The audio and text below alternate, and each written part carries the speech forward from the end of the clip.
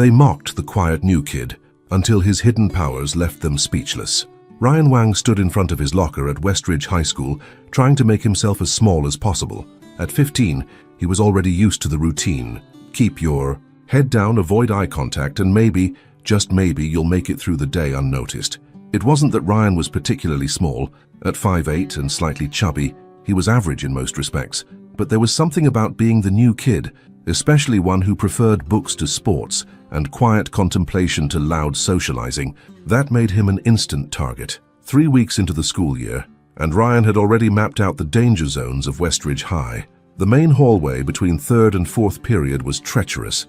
The back corner of the cafeteria was a no-go zone, and the boys' locker room before gym class, that was essentially entering the lion's den. Today, Ryan was running late. His mother's car had broken down, forcing him to take the bus, which had then hit every red light possible on the way to school. By the time he reached his locker, the hallway was nearly empty, a fact that should have been a relief but instead sent a chill down his spine. Empty hallways meant no witnesses. Well, well, well, look who decided to grace us with his presence. Today, the voice belonged to Darius Wilson, a junior who seemed to have made tormenting Ryan his personal mission since day one. At 6 feet tall with broad shoulders from years of football, Darius physically dominated the space. Flanking him were his usual sidekicks, Tyler Moore, lean and quick with a sharp tongue, and Marcus Jenkins, built like a linebacker with a permanent sneer. Ryan kept his eyes on his locker, methodically arranging his books as if they were the most fascinating objects in the world. Just ignore them. They'll get bored eventually. I'm talking to you, Wang. Darius slammed Ryan's locker shut, nearly catching his fingers. Didn't your parents teach you it's rude to ignore people? Ryan took a deep breath, his eyes fixed on the floor. I'm going to be late for class. This elicited a chorus of mocking laughter. Tyler stepped forward, his voice pitched high in a cruel imitation. I'm going to be late for class. Heaven forbid the teacher's pet misses a minute of learning. What's in the backpack, Wang? More books? Marcus reached for Ryan's bag, yanking it off his shoulder. The zipper was open, and several books spilled out onto the floor, including a dog-eared copy of The Art of War that Ryan's grandfather had given him before they'd moved. The Art of War? Darius picked up the book, flipping through it with exaggerated confusion. What are you planning, Wang, to bore us to death with ancient Chinese wisdom? What Darius didn't know, what none of them knew, was that Ryan's grandfather wasn't just an avid reader. He was Master Wang Wei, a renowned practitioner of Wing Chun Kung Fu who had trained celebrities and military personnel in his younger days. And for the past 10 years, he had been training Ryan. Not that Ryan would tell them that. His grandfather had been clear. Kung Fu is for protection, not intimidation. A true master doesn't need to announce his strength. So Ryan said nothing as Darius tossed the book back onto the pile with a dismissive snort. Nothing to say? Typical. Darius gave Ryan a hard shove, sending him back against the lockers with a metallic clang. See you at lunch, Wang. Save me. A seat. The trio walked away, high-fiving and laughing as they disappeared around the corner.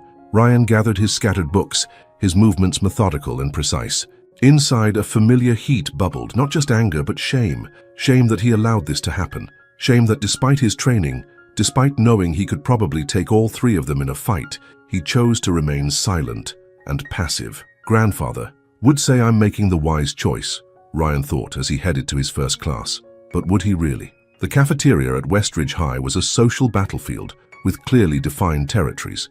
The athletes claimed the center tables, surrounded by the popular crowd. Band and theater kids clustered near the stage door, the studious types huddled near the windows, books open even during lunch.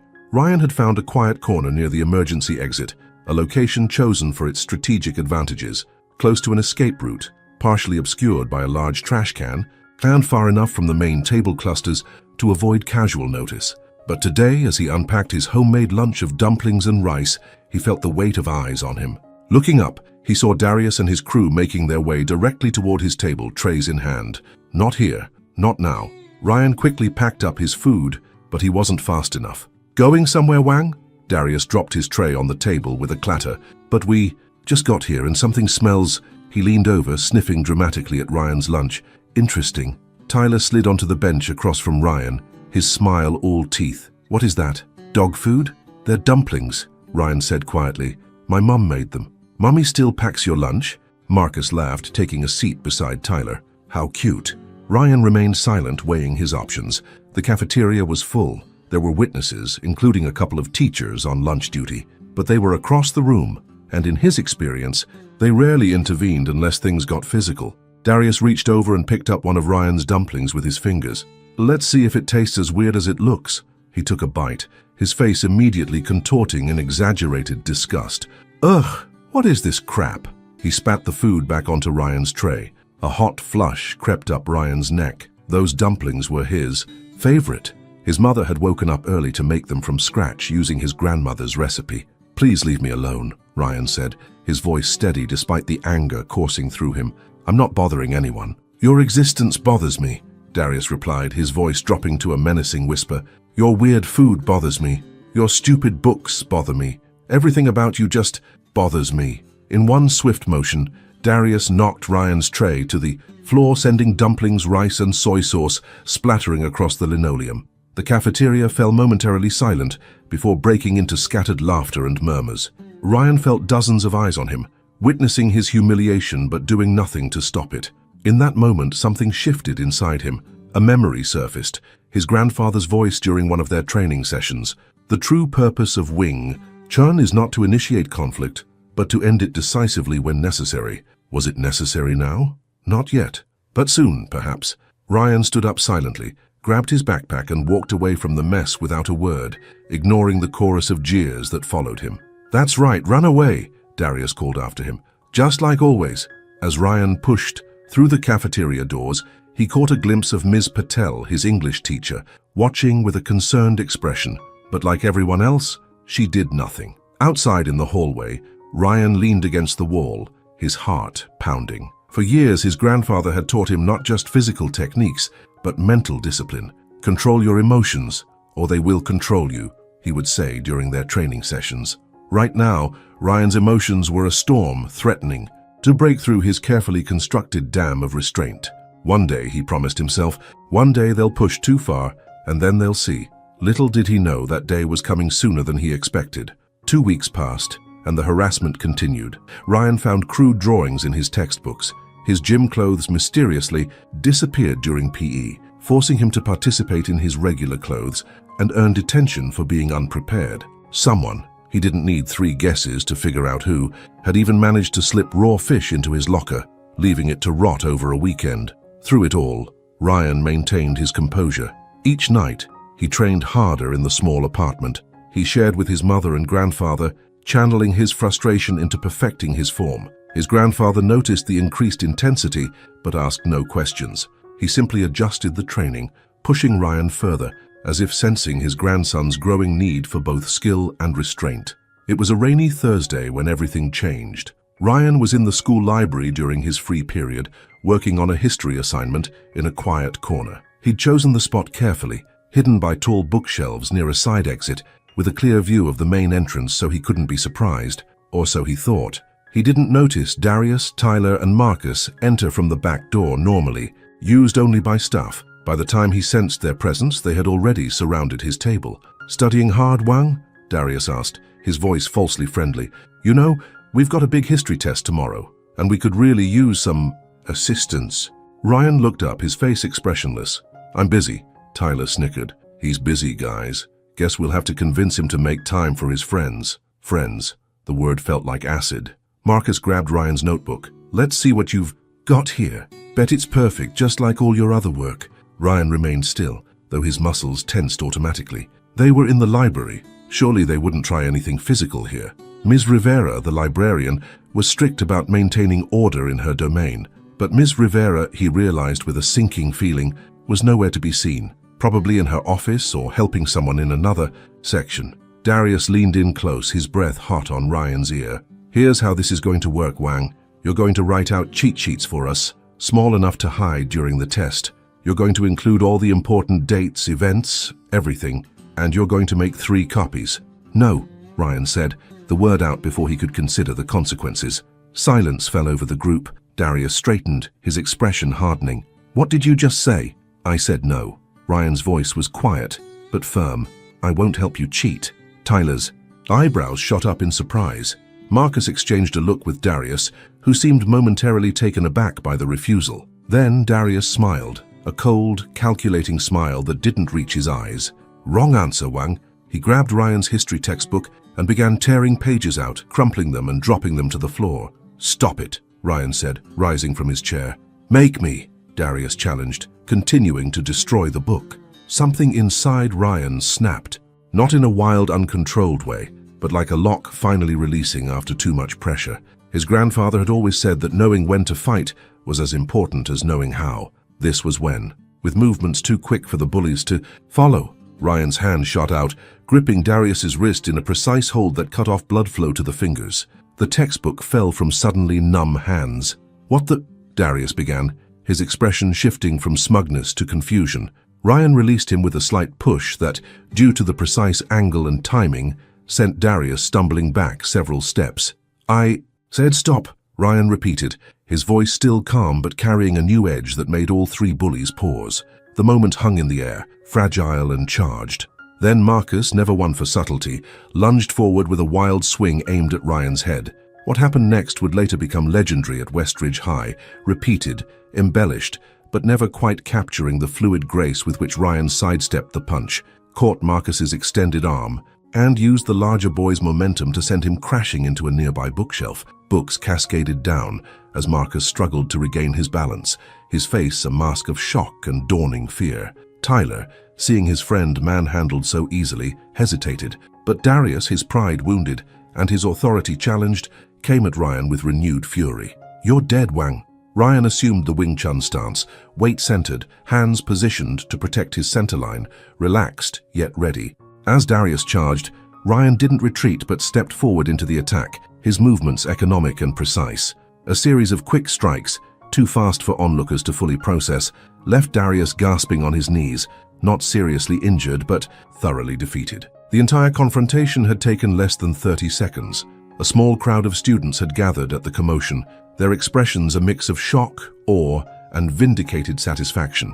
Among them was Lily Nguyen, a quiet girl from Ryan's English class, who had herself been on the receiving end of the trio's cruelty. What is going on here? Ms. Rivera appeared, her face flushed with anger. Fighting in my library, all of you, to the principal's office now.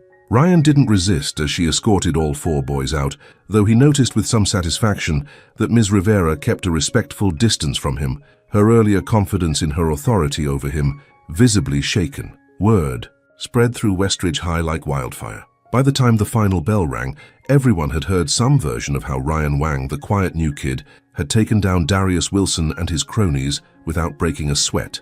Principal Matthews was a balding man with perpetually tired eyes and a reputation for strict fairness. He listened to all four boys give their accounts of what happened in the library, his expression neutral. Mr. Wang, he said finally, turning to Ryan, these three claim you attacked them unprovoked. Yet, Miss Rivera tells me she found torn pages from a textbook at the scene, and several witnesses report seeing them approach you first. Would you care to explain what happened? Ryan met the principal's gaze steadily. They've been bullying me since I arrived. Today, they tried to force me to help them cheat. When I refused, Darius began destroying my textbook. I asked him to stop. He didn't. I defended myself and my property. Principal Matthews nodded slowly, then turned to Darius. Mr. Wilson, given your disciplinary record and the witness statements, I'm inclined to believe Mr. Wang's version of events. You and your friends will serve 2 weeks of detention, and you'll replace the damaged textbook. Darius started to protest, but the principal held up a hand. Additionally, I'm removing all 3 of you from the upcoming football game. Perhaps that will give you time to reflect on your behavior. Darius's face darkened with anger. My father's on the school board. He won't. Your father, Principal Matthews interrupted, has already been called. He expressed his disappointment and fully supports these consequences. He turned back to Ryan. Mr. Wang, while I understand you were provoked, physical altercations are against school policy. You'll serve 3 days of detention. Ryan nodded, accepting the punishment without complaint. It seemed fair, and frankly, he'd expected worse. One more thing, Principal Matthews added. Where did you learn to defend yourself like that? For the first time since the incident, Ryan allowed himself a small smile. My grandfather taught me. He believes everyone should know how to protect themselves. Wise man, the principal murmured. You're all dismissed. As they left the office, Ryan could feel Darius's glare burning into his back. The battle might be over, but he suspected the war was just beginning. He was wrong. By the following morning, the dynamic at Westridge High had shifted dramatically. As Ryan walked down the main hallway, students parted like the Red Sea, some nodding in respect, others watching warily. A few even smiled or gave him subtle thumbs up. At lunch, he was approached by Jason Kim, captain of the school's martial arts club. "That was some impressive Wing Chun yesterday," Jason said, sliding into the seat across from Ryan. "We could use someone with your skills on the team." Ryan looked up in surprise. "How did you know it was Wing Chun?" Jason grinned. "My uncle runs a dojo downtown. I recognize the style." "So, you interested?" For the first time since arriving at Westridge, Ryan found himself considering a social invitation. "Maybe I'd have to ask my grandfather." "Cool, let me know." Jason left with a friendly wave, leaving Ryan to process this unexpected turn of events. Throughout the day, similar interactions occurred. People who had never spoken to him before suddenly knew his name. Teachers looked at him differently, with a mix of concern and newfound respect. Even more surprising was the reaction of Darius's usual victims. Lily Nguyen approached him between classes, her eyes bright with something like hope. "Thank you," she said simply, "for standing up to them. No one ever does." Ryan felt a flush of embarrassment. "I didn't do it for anyone else. I just got tired of being pushed around." "Still," Lily insisted, "it matters. It shows the rest of us it's possible." As the days passed, Ryan noticed other changes. Darius and his friends kept their distance, their previous bravado replaced by sullen avoidance. In the cafeteria, the social boundaries began to blur slightly, as students felt less constrained by the hierarchy Darius had enforced. One afternoon, about 2 weeks after the library incident, Ryan was surprised to find Tyler waiting for him after school, alone. "Can we talk?" Tyler asked, his usual cockiness notably absent. Ryan tensed, prepared for some kind of ambush. "About what?" "I wanted to say." Tyler seemed to struggle with the words. "I was wrong. About you. About a lot of things." He shifted uncomfortably. "Darius and Marcus still want payback, but I'm done with that whole scene. It's exhausting being angry all the time." Ryan studied Tyler's face, looking for deception, but finding only weary sincerity. "Okay, that's it? Just okay?" Ryan shrugged. "What do you want me to say? That I forgive you? I don't know if I do yet, but I accept your apology, if that's what that was." Tyler nodded slowly. "Fair enough." He turned to leave, then paused. "Those dumplings your mom makes, they're actually really good. My mom's Filipino, and she makes something similar. I was just, going along with Darius." With that surprising confession, Tyler walked away, leaving Ryan to reconsider yet another of his assumptions. By the time winter break approached, Ryan's life at Westridge had transformed. He wasn't exactly popular, but he was respected, not just for his fighting skills, but for how he'd used them. He'd joined the martial arts club, made a few genuine friends, and even started having lunch with Lily and her group regularly. Darius and Marcus maintained their distance, though Ryan occasionally caught them watching him with a mixture of resentment and reluctant respect. The bullying had stopped, not just for him, but for many of the previously targeted students. It was as if Ryan's stand had broken some unspoken spell, revealing the power dynamics for the fragile constructs they really were. On the last day before break, Ryan found himself alone in the gym after martial arts club practice. As he was packing up his gear, the door opened, and Darius walked in. Ryan immediately shifted his stance, prepared for confrontation. Darius noticed and held up his hands. "I'm not here to fight. Coach made me come." "Coach?" "Yeah. Said I needed to clear the air with you before break or I'm benched for the season." Darius sighed heavily. "Look, I'm not going to pretend we're going to be friends, but I've been thinking about what happened." Ryan waited, saying nothing. "You could have really hurt me that day. You had the chance, but you didn't." Darius looked genuinely puzzled by this fact. "Why?" The question caught Ryan off guard. He considered it seriously before answering. "My grandfather always says the greatest victory is the one that requires no battle," he said finally. "I didn't want to hurt you, I just wanted you to stop." Darius nodded slowly. "My dad said something similar when he found out what happened, that I'd been fighting the wrong battles for the wrong reasons." He looked down at his hands. "Anyway, I'm supposed to tell you there won't be any more trouble from me, so there won't be." It wasn't an apology exactly, but Ryan sensed it was the closest thing to one that Darius was capable of offering right now. "Okay," Ryan said simply. As Darius turned to leave, Ryan added, "There's room in the martial arts club. If you're interested, Jason's always looking for new members." Darius paused, surprise evident on his face. "You'd be okay with that, after everything?"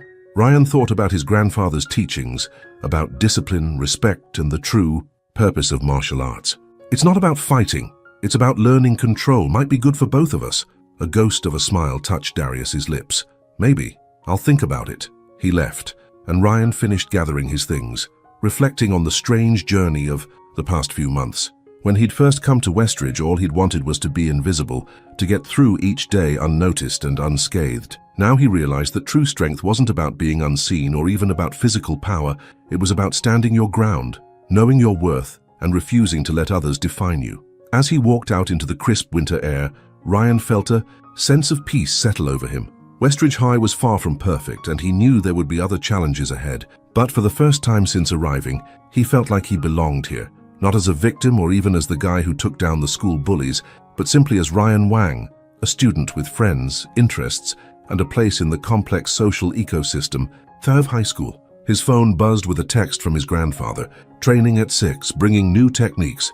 Ryan smiled. Some things never changed, and he wouldn't want them to. 3 months ago, he would have dreaded returning after break, counting the days with anxiety. Now, he found himself looking forward to January, curious about what the new year would bring. As if sensing his thoughts, another text came through.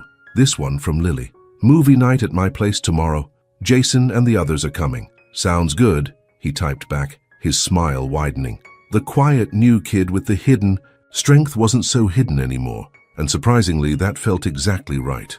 Well, now I want to know, what's your opinion about this story? Leave a comment, we'd love to hear from you, and tell us which city you watched this video from. And it's not over yet. There's another powerful story playing on your screen right now. Click on it. I'm waiting for you.